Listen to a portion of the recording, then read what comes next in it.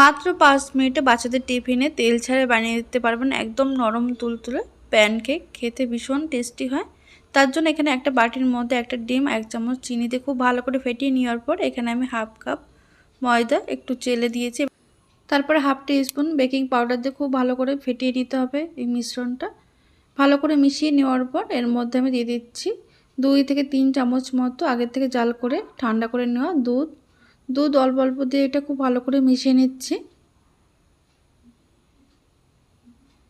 2 থেকে 3 মিনিট খুব ভালো করে ফেটিয়ে নিয়েছি। একটা স্মুথ ব্যাটার তৈরি হয়েছে। এবার এর মধ্যে ফ্লেভারের জন্য দিয়ে দিলাম 1 ফোঁটা ভ্যানিলা এসেন্স। দেখুন একদম রেডি হয়ে গেছে। এবার গ্যাসে একটা ফ্রাই প্যান বসিয়েছি। ফ্রাই প্যানটা ভালো করে গরম করে গ্যাসের আঁচ একদম লোতে রেখে এক হাতে ব্যাটার দিয়ে ঢাকা দিয়ে 1 মিনিট অপেক্ষা করতে হবে। 1 মিনিট পর আমি এটাকে উল্টে দিচ্ছি।